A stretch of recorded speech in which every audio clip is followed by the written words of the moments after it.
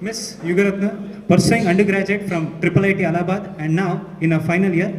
Miss Yugratna is one of the leading figures in educating and campaigning about climate change and environmental issues. Working closely with the UN system, she is 2018 Global Youth Focal Point from Global South of UNFCCC and also the Vice Chair and Program Coordinator of International NGO Plan for the Planet, which is working across 56 countries to empower students on ground via educational session called as Plant for Planet Academics, with over 1,500 such sessions having been conducted in the last 5 years globally. Currently, she is coordinator of an ongoing project under the United Nations Framework Convention of Climate Change, the historic Global South Scholarship 2017 program, working with the German Environment Ministry and German Development Ministry, which trained and brought 30 young people from the developing and underdeveloped countries to COP23, the UN climate negotiation in November 2017 in Germany. She is also the current policy lead for the youth consistency of UNFCCC and was part of youth lobby group to the formulation of Paris Agreement, and now tracking the negotiation in the operationalization of Paris Agreement on education and climate finance. We welcome you, ma'am.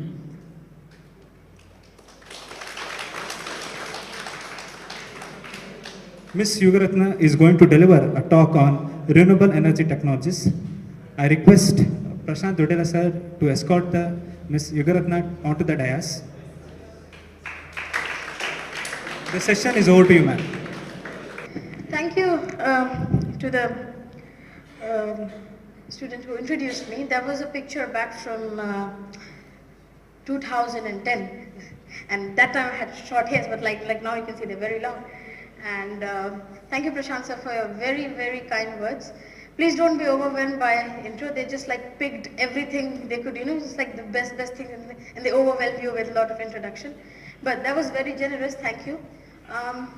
What I'm going to do in this talk, I have like 1.5 hours, and we would be treading closer to lunch, which is when most people start feeling hungry, sleepy, and they want to leave. So I'm going to try to make this more and more interactive. And yes, it will focus on renewable energy technologies, but I would also be giving you insight prior to renewable energy technologies on how, climate change negotiations are done. There's a big bubble where, nations come together, United Nations, things happen, and nobody actually knows what's going on in those closed halls, and somehow policies which affect billions of people are finalized in those conferences and in those negotiating sessions, which are very, very crucial. But before we begin this, I would like you all to do a mini exercise. You see this word called, 2 words over there, climate change. And this is very basic. So grab the person sitting next to you. Don't grab them, rhetorically, figuratively grab them.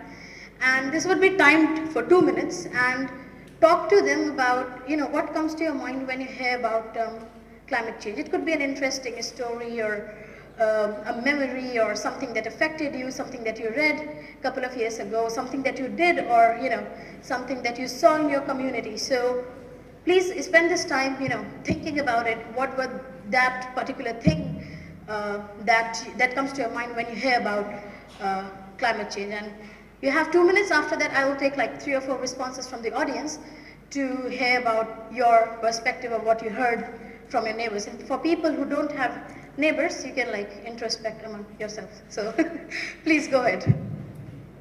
Okay. Well, then we can move on to the next part. Even if you want to interrupt me in between, please feel free to do so. And I would be happy to stop and engage and answer any further questions that you have. So, of course, climate change, we know what it is. It is, climate change is often, in broad or layman terms, if we say it, it is the change in the seasonal pattern that Earth goes through. So, Earth's optimum temperature is expected to be around 17 degrees Celsius, average temperature, and any deviation from that, higher or lower, is termed as climate change that is observed in long patterns since many years, or those kind of things. Why this is important? So before, like, there have been many theories about climate change that it started in ice age and those kind of things. But something that has happened is that, how many of you have heard about industrial revolution in your history classes or something like that? Industrial revolutions happening before World War, oh yeah. So before, like in early 90s, we had this boom of new industries that started somewhere in Europe, and we had this entire thing of industrialization where new machines started to be built, and then gradually with the advent of electricity, with advent of transport systems, and those kind of things, we moved towards a very industrialized world. An important thing to note in that is that Europe and the United States and those countries which are like the developed countries as we call them, they were the ones like taking the lead, or like that is where the entire focus of the industrial revolution was. And what happened in that was, because of that, like since industrial revolution until now, human carbon emissions, as we call them, anthropogenic emissions, that is carbon emissions coming from source generated by humans such as industries, big or the transport system, they over a period of time, over a period of century, what was observed was there was a trend in increasing temperatures of the earth. Average temperatures have risen, and this is basically what is being called as the climate change, which is actually happening. And if we go, or if we keep going towards the trajectory that we have been following with the, it's like an exponentially increasing trajectory, by 2050 or by 2060, it is expected that like almost all the islands in the world are expected to drown, and there are like millions of people whose life are endangered. So definitely, like, this is a cause of big concern, big crisis, and it's also about money basically, because fossil fuel industries are the biggest lobbyists in the world. They have most capital, they have most revenue. If you Google list of top 10 richest companies, they're all fossil fuel, natural gas, coal mining companies, and which is why climate change is a big part of focus, is about how much money lobbying goes into the entire process. So what basically happens is that even if you have like 10 countries negotiating on the table for one common thematic, what happens is that there would be a fossil fuel company or a big natural gas or oil mining company that would be lobbying that no, this cannot happen, that they would throw in some money and they would lobby in a bad faith, and those kind of things happen, and it gets like very, very complicated. And of course it doesn't happen like in forefront, all of this happens in the background. And this is what is being termed as basically climate negotiations since 1992. This is a very brief history, I won't get very technical into this. 1972 was the famous Earth Summit. That was the first time they ever had a global summit on environment or related causes, and this was the one in which Indira Gandhi also addressed the world. And then in 1992 we had the very famous Rio Earth Summit, where the entire negotiation process started. And then coming down we had the very famous, in 2015, you see, how many of you heard about Paris Agreement, COP21, that was held in 2015. So COP21 in 2015 in Paris was a big negotiating session which brought together 200 countries to agree on partially legally binding outcome documents. So it wasn't totally legally binding, but like some elements of it were legally binding. And what it was intending to do was to tell them how they can cut their carbon emissions, or what those countries should be doing, how that would implement it as well, basically going to be finalized this year by December in Katowice. One question, how many of you have heard about Global South Scholarships, or GSS? Did anybody here have knowledge about it? Because like this was a project going on for youth of mostly like Asia and Africa, and we were taking them to COP. Otherwise I'm happy to talk about it later. And what basically happens in negotiations is, negotiations in climate change arena, they happen under UNFCCC, which is the Framework Convention on Climate Change. I will not go into technical details because I want to jump to the other part of the presentation. And they operate by consensus. So what I mean by consensus is that suppose all of you are representatives of your country.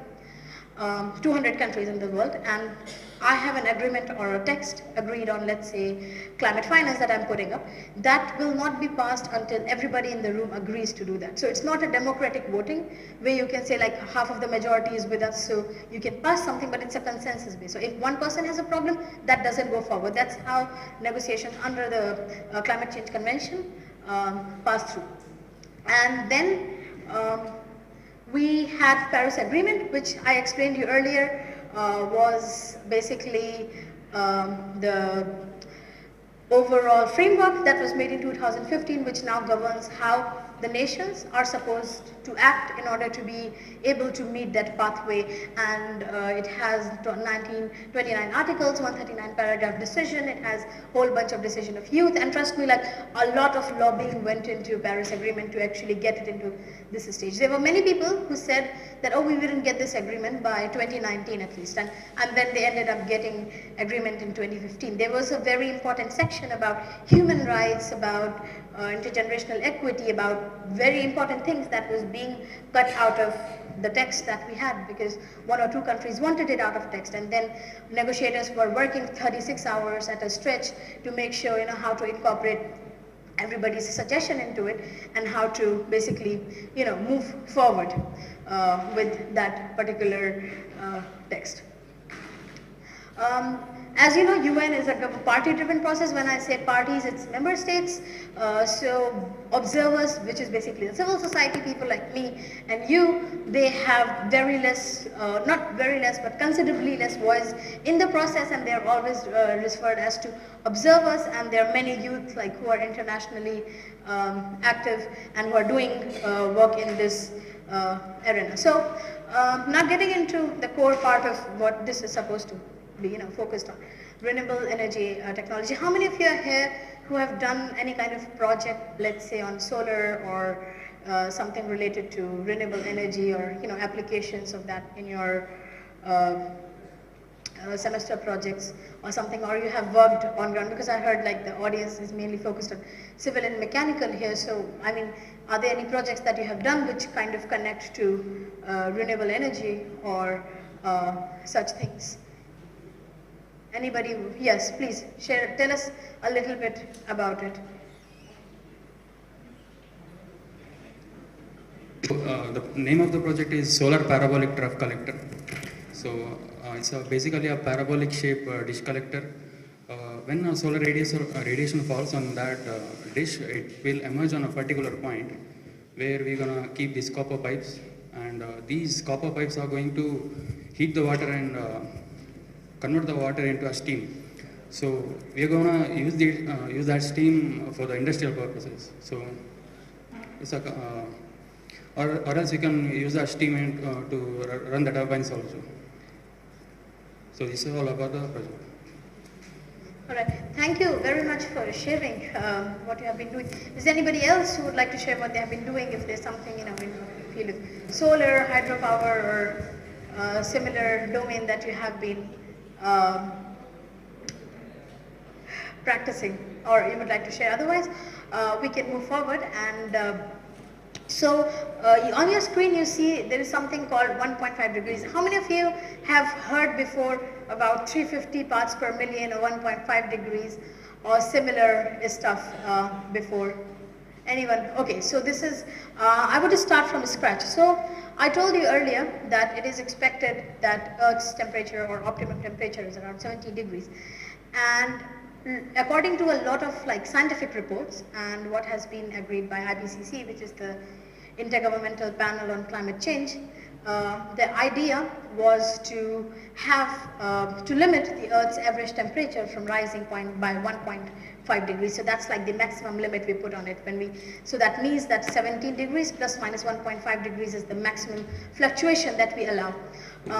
Now definitely like the curve that we are currently in, if we keep treading on that, I'm sorry I don't have a picture of different curves that we have. It is projected that by end of this century we are actually heading to more of a curve that goes 6 degrees, and by 2050 that actually goes 5 or 4 degrees, which is basically where, you know, your glaciers or the Arctic cap starts melting, the Antarctica ice starts melting, and then you suffer disproportionate sea level rise, and you threaten lives of a lot of people living in island countries like Seychelles or like Fiji and those Maldives and these smaller countries which are located in islands, and they're on verge of losing homes.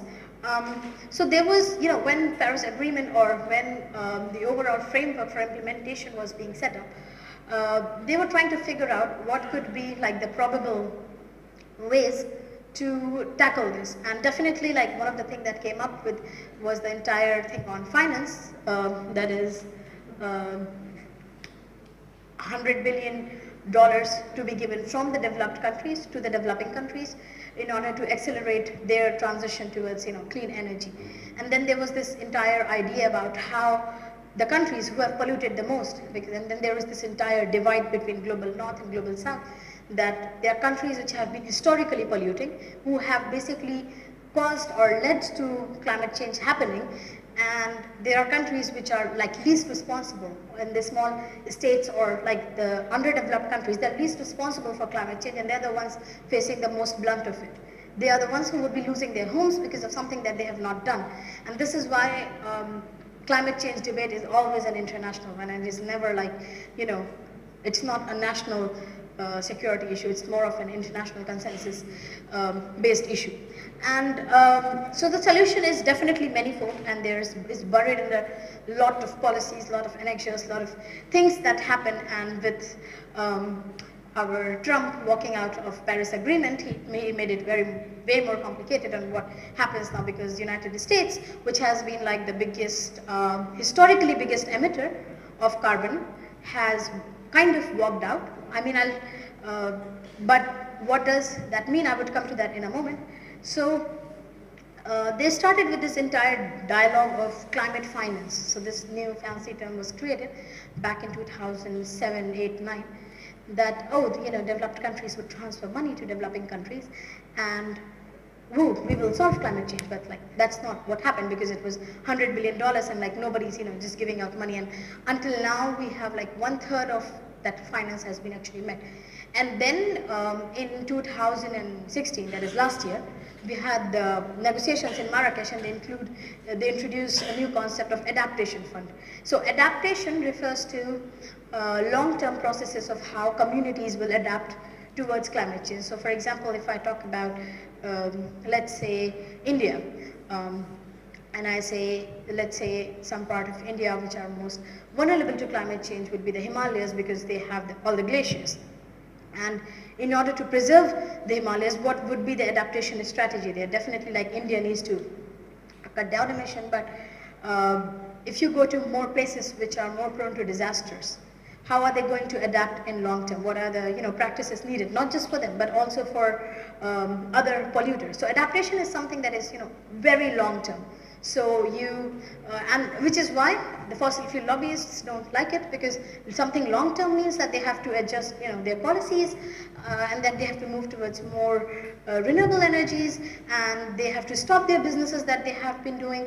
So there's this entire debate around adaptation. But they introduced a new fund called as the Adaptation Fund, and it was $80 million US back in 2016. It was transferred, and now, like in the negotiations that we had in Bonn in November last year, they made it $193 million US. So they increased it, they almost like doubled, more than doubled the price of adaptation fund, and like it is something that is being implemented. And the third funding parameter you have is the GEF, which is called as the Global Environment Facility, and that is like a more, you know, something that has reached common people and small NGOs as well, through GEF grant programs and all these kind of things. So that is something that has percolated down. So, you know, but like the important part is where that it's basically, climate change is not just an environmental debate, it's a money debate, it's a debate of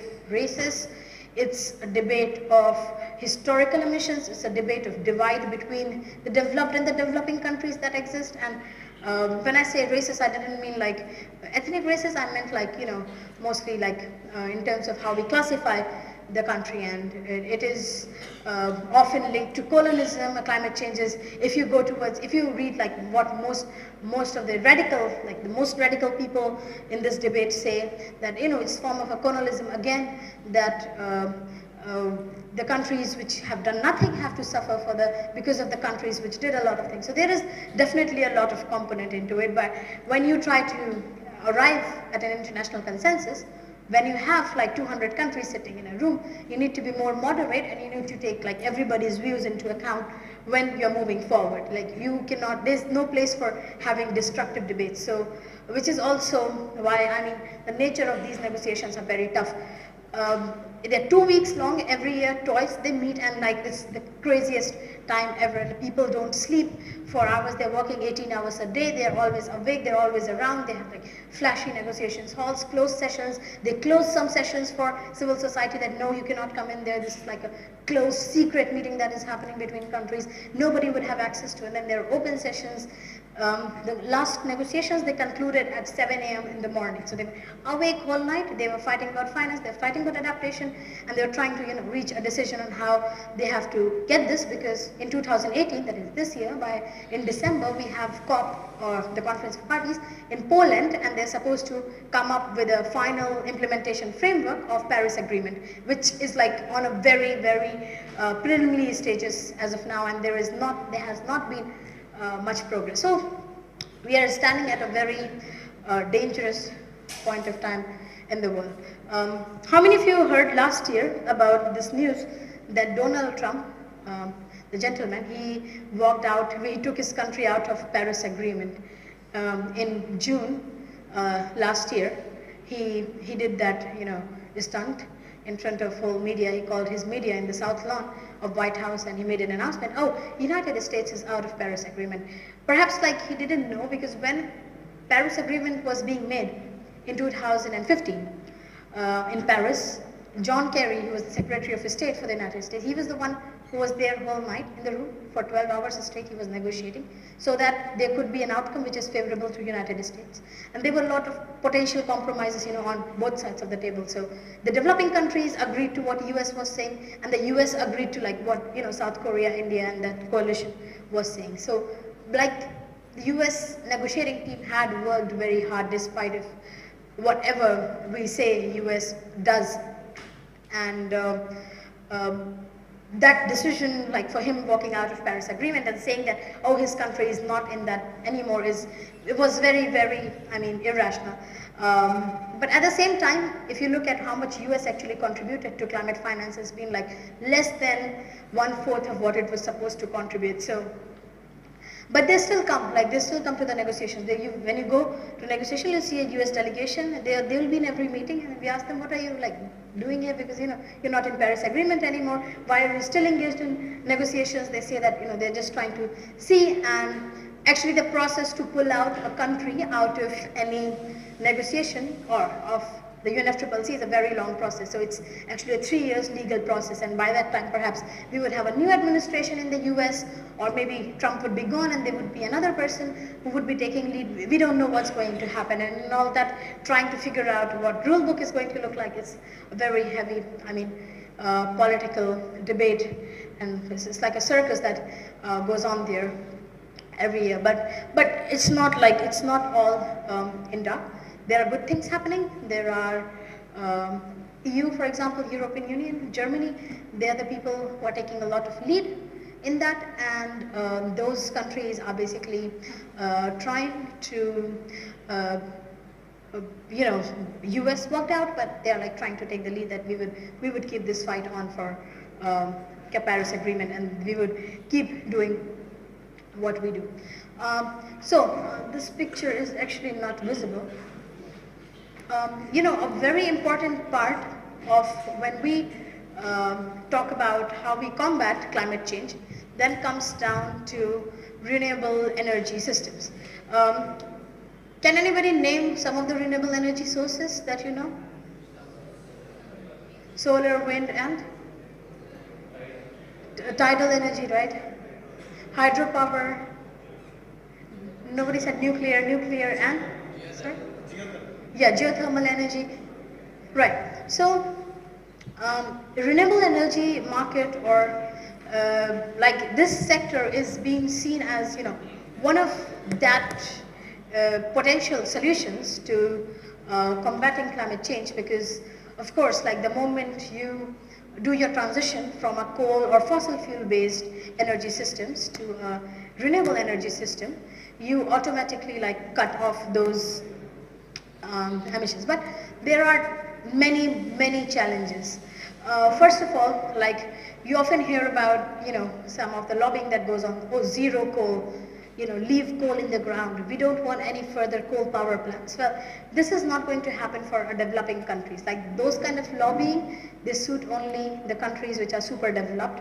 And for a country like India, at least you need to keep, like the coal will have to stay or would be gradually phased out until 2030 or 2027, as the Indian government is trying to do.